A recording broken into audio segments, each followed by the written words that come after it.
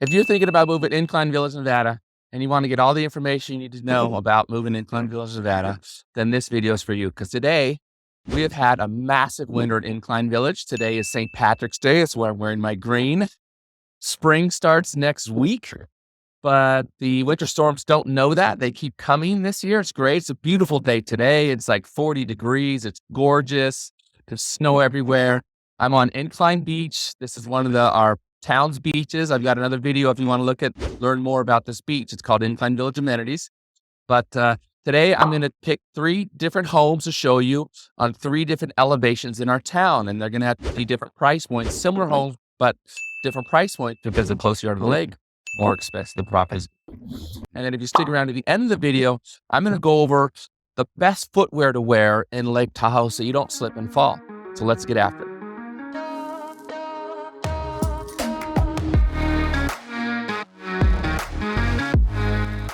If this is your first time to the channel, go ahead and subscribe below and click on the notifications bell, and you'll be the first one notified when I put out another video on the current market situation in beautiful Incline Village, Lake Tahoe, Nevada. Hey everybody, my name's Tahoe Tony Tuoto. I go by Tahoe Tony because most people can't remember or spell my last name, Tuoto, and I am the managing broker for eXp Realty in beautiful Incline Village, Lake Tahoe, Nevada. And every day, my team and I get emails, text messages, and phone calls from people just like you who are looking to make that move to Incline Village, Lake Tahoe, Nevada, and we love it. So if you're thinking about coming in 6 days, 6 weeks, or 6 months, go ahead and shoot me an email, send me a text, or give me a call, and I'll make sure your move to Incline Village, Lake Tahoe, Nevada is the best real estate experience you've ever had. So this is the first home we're going to check out today. This is 715 Joyce Lane. This home is listed for $3,950,000. It's 4 bedrooms, 2.5 baths on 0.427 of an acre. It was built in 1962, but it's being refurbished, and it looks beautiful inside. They did a great job. One of the features about this house, it does have a peak of the lake. So a peak of the lake is different from a lake view, meaning you've got a little spot that you can check out the lake. You can see if the water's calm or choppy or not, but it's not like you're sitting on your deck going, look at that grand lake view. And the taxes are $12,361 a year. So you're looking at this house going, wait a minute, Tony, you've got a house listed for $4 million and they have plastic over their garage? Well, there's an interesting story with this house. This house is being refurbished and it hasn't been completed. So the sellers decided they're not going to do it. They don't want to live here. So they're selling the house the way it is now. So at that price, $3,950,000, you're getting a house. Upstairs is probably about 80% completed. It looks great. They picked out some beautiful materials. The downstairs is just in rough framing, rough plumbing, and rough electrical. So you now, as a salesman, like I say, you get to pick out your finishes and do it that way. As someone representing a buyer, and going, that's going to be a great expense, obviously. So interesting features about this house is, like I said, this lot is just under half an acre. This parcel has 6,200 square feet of impervious coverage. Now, impervious coverage is anything solid on the parcel, meaning the driveway, the footprint of the house, the decks, whatever. That's all considered impervious coverage. 6,200 feet is a lot. So you could either add on to this house or knock it down and put a bigger house here. You have lots of options with that much coverage. So again, 6,000 feet doesn't mean you can build a 6,000 square foot house because you're going to have 2 stories most likely. Or if you just wanted to do a nice 1-level big house, you have enough room. You have, I should say, you should have permission to do that with 6,200 square feet of impervious coverage. So this is Joyce Lane. This is the first one on our biggest winter snow tour. So let's look at the snow. The snow over on this side is from when they plowed the driveway or they cleared off the roof. So this isn't accurate. This is a little bit more accurate, probably about right here. As I drive through town, you can see it's about 18 inches of snow here. So very easy to manage, much, much easier from what you're gonna see when I'm up on top of the mountain. So this is the second house on our tour today, and we're about mid-elevation. I'd say for the mid-elevation, we're at the lower part of the mid-elevation for Incline Village. This house is 305 Second Creek. It is listed for $2,495,000, so just about $2.5 million. It's 3 bedrooms, 2 baths, 2,318 square feet. It's on 0.45 an acre, and the taxes are $7,878 a year. And this house was built in 1985, but as you can see, it's been refurbished. It's a gorgeous house. It has a very modern feel to it. What I love about the house, it has 1,440 bottle wine cellar in the house. I love the windows. The 2 floors windows are great. I love Tahoe because anytime you can bring the outside in when you're in Tahoe, it's gonna make it look great. So I love the big windows they put in there. The garage is underneath. This driveway has a little bit of slope to it, so it's gonna be easier to get in and out of in the wintertime because the snow won't sit on there. And a really lovely feature I love about this house is the creek. So this street is called Second Creek, and Second Creek is right there. I don't know if you can hear it, but it's a lovely little stream, and it's gonna be flowing quite a bit this year with all the snow melts. So this is Second Creek. This is Second Creek behind me. It's kind of almost covered in snow right now, which I think is really cool. Don't see that very often. Let's look at the snow. So this is mid-elevation. So we've got about 2 feet of snow here, which is pretty good. If I take a snowball and throw it at my cameraman, I don't think she would like that. But so this is 305 Second Creek, a great house. Not a lot of modern houses in Incline Village. I like this house because of the modern, it's a little bit different, but it's not ultra modern. It still has a nice Tahoe feel to it. So 305 Second Creek for about $2.5 million. So now we are up in the Apollo neighborhood. This is one of the highest elevation neighborhoods we have in Incline Village. And this particular house is 979 Galaxy Way. It's listed for $1,750,000. It's 4 bedrooms, 3.5 baths, just about 2,500 square feet. It was built in 1977, but it's been refurbished, so it looks a little bit better. You know, if somebody come in, they probably want to do more to bring it up to date, but it's a nice house, very clean. It's on 0.21 of an acre, and the taxes are $5,347. One of the things I really like about this house, the way the garage sheds the snow away from the driveway. So we've got this massive driveway, which I like as well because there's plenty of room to park your toys, boats, jet skis, ATVs, whatever you need, or just friends or whatever. So it's a very nice house up in a quiet neighborhood. And let's take a look at the snow here if we can. So as you can see, there's quite a bit more snow here than there is in the lower elevation. So this is what I'm talking about. And I don't remember seeing this much snow in our town. So I don't know if this is a record snow year, but come out here if we can, if I won't fall. But this is where our street signs are, and you can see the street signs are completely covered in snow.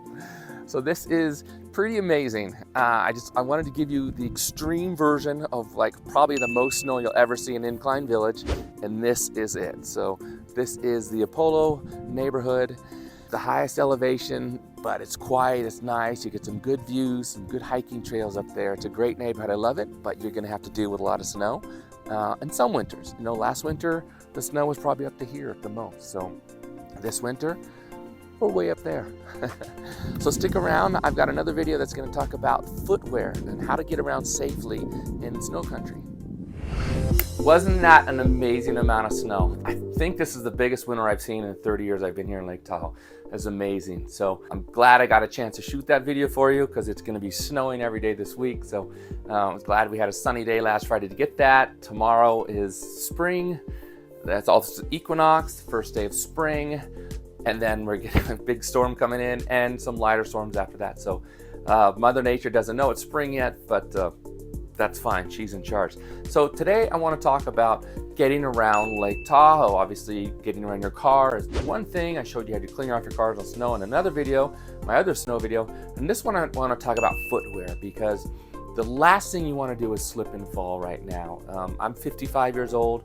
When I slip and fall, it hurts forever. And sometimes it doesn't even go away. It seems like you just have that injury for the rest of your life. So definitely want to help you get around in Lake Tahoe. So now, my wife has these beautiful boots and she wears these. She looks so great. She wears jeans and a sweater or jeans and like a high-waist jacket and looks so good and makes my heart race, right?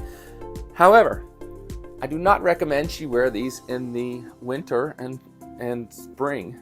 Look at that sole. There's no traction there. It looks great. It's beautiful. It's very elegant, but is not very practical to walk around in the snow and the ice. This here boot is much better. Look at that. It's a great little boot. Very cute. It's got the little frill on top. Again, she looks very adorable in this as well. But look at the boot there, the bottom. That's a good tread. That's a good tread for snow.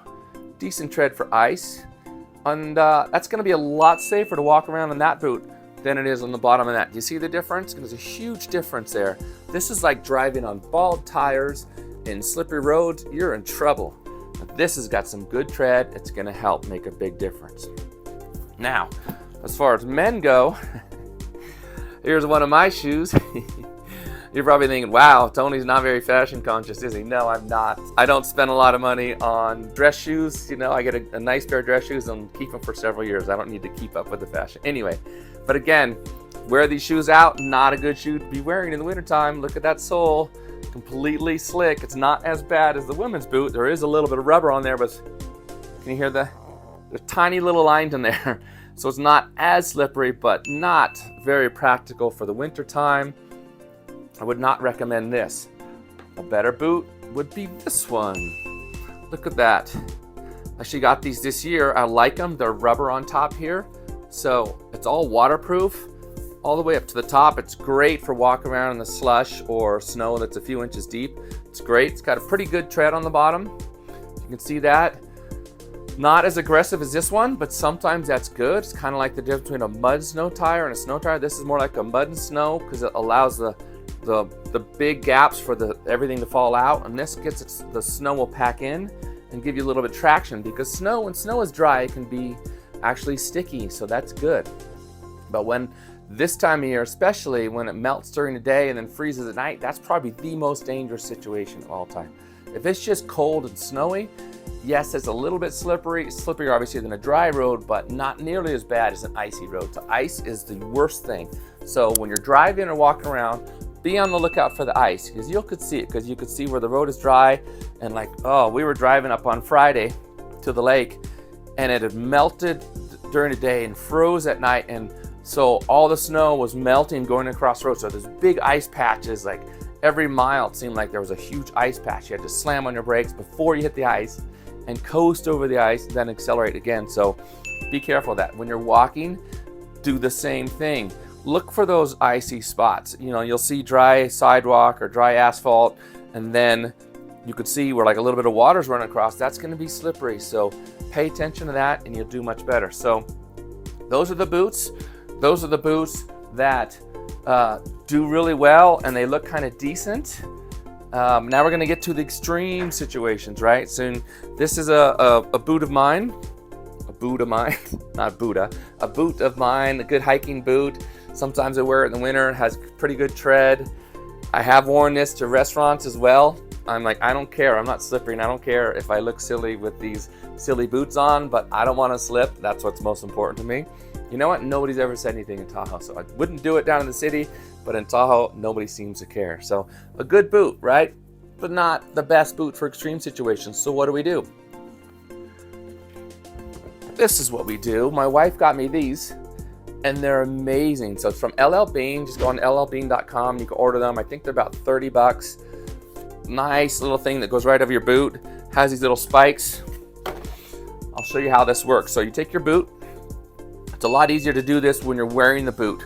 So best thing to do is put your boot on and then just take the rubber thing, stick it on there, and then you pull it. You have to make that face too.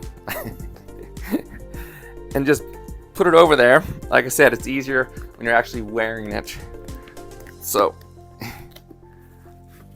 we put that on there. And then this little strap goes over here, and you just Velcro it on so it doesn't come off, although I don't even know if that's necessary. But now you have extreme traction on your boot. This is going to be bomb proof. Those little spikes just dig right into the ice and you feel so solid. It's great. So it's not like, you know, when you're walking in a slippery situation, you want to take short steps, keep your center of gravity over you, just, you know, short steps, don't get way out on one foot and you do better. With this, you're like, you don't even worry about it. You just walk normally, not like you're in a slippery situation at all. There are some drawbacks to this though. If you have hardwood floors in your house, you do not want to wear these around your house. as you can tell, those spikes would just put a bunch of little holes in your floor. Although, if you got hardwood floors and you're trying to make them look old, you could do that. I know when we were building spec homes and stuff, we would take chains on the natural hardwood floor before we finished it, just beat it with chains and make it look old and worn and stuff. So that would do that, but if you got nice new floors, you don't want to do that. We've got concrete floors in our house, so it's not a big deal. The only bad thing I don't like these, if you're walking on a dry surface, like a dry hard surface like concrete, it's a little bit unstable because you're walking on these spikes, and so you got to be careful there. But all in all, probably one of the great things for walking around, because our weather's so nice, you want to get out and walk around, and you could totally do that with these. You're going to do really well. So again, these are called Beam Trax traction device from LL Beam. Like I said, they're about 30 bucks. If I can find the link, I'll put it below if you want to check these out. Very, very good investment. $30 versus slipping and falling is a great investment in my book. Now, the women are probably thinking, well, okay, that's great, Tony, but that is not very attractive. So leave it to my wife to find something that's practical and attractive. Look at this boot. This boot is made by Pajar. It's a Canadian company. It's Pajar. And a pretty cool boot. I like it. It's fashionable. Not as elegant as this, of course. This one's much more elegant, but this one is so practical, right? It's warm. It's got the little frill on top. It's gonna keep her warm. It's waterproof, and it gets even better, right? So you're walking around normal situation. You've got a good tread on there, right? And then when you need the extreme boot for the extreme situation where it's super icy or whatever, you just take these things out, pop them over, put them in. You've got a heel and a toe. And then you've got the spikes on there. Can you see that? Isn't that amazing? I just think it's so clever for this boot company to do that. So I wish they did something for men. I haven't seen it, but if they do, if you see that, send me a link or send me a comment, please, because I think that's so great. So you've got this nice looking boot. You just flip that over. Now you've got the great traction. If you don't need that great traction, or you don't want to take your boots off because you're in somebody's house or something, you just pop these over and you don't have the spikes anymore. Awesome. So that is my update on, again, huge difference there. One's practical, one is just elegant. That's all it is. So that is my update on how to get around and hopefully not slip, because like I said, slipping in the ice is bad. My wife and I were coming out of a restaurant. We had dinner with a couple of friends, and she was wearing boots like this. She looked very beautiful, and she had a gift with her that we gave her, and she's walking out with that and some food in one hand, and she stepped on a little bit of ice and slipped. Thank goodness she didn't fall. There was like a handrail there. She's able to catch herself, because it just would have ruined her. I mean, like I said, when you slip, it hurts and you're sore for days, and all these bad things happen. So give up the elegance. When you're in Tahoe, give up the elegance. Go for the practical. If you could find something in between, that's great. It's gonna make a big difference if you're not slipping on the ice and falling. We were in, this is a super extreme example, in Tahoe City, probably about 5 or 6 years ago. It was an icy night, and we were going down to this restaurant and down a hill, and you had to walk down. We could barely walk down the hill. We tried to go to the side where there was a little more gravel. It wasn't slippery as the main drive where everybody was walking. And this poor lady slipped, and she was like trying to get up, but it's so slippery. And a car came, and the car was sliding on the ice. So it was going probably 1 or 2 miles per hour only, thank goodness. And the car kind of tapped her. She wasn't seriously hurt, thank goodness, but it's just so sketchy. If she had had better shoes, she might not have slipped. She might want to get out of there. So be careful when you're walking around. Look for the ice. This time of year is probably the worst, but any time at Tahoe, we can have that warm weather that warms things up and melts, and then it freezes again. So it's a great place to live. I love living here. If you know the right shoes to wear, you're going to do a lot better. You have a lot more fun. So if you're thinking about moving to Incline Village, Lake Tahoe in the next 6 days, 6 weeks, or 6 months, give me a call, shoot me a text, send me an email, and I guarantee this will be the best real estate experience you've ever had.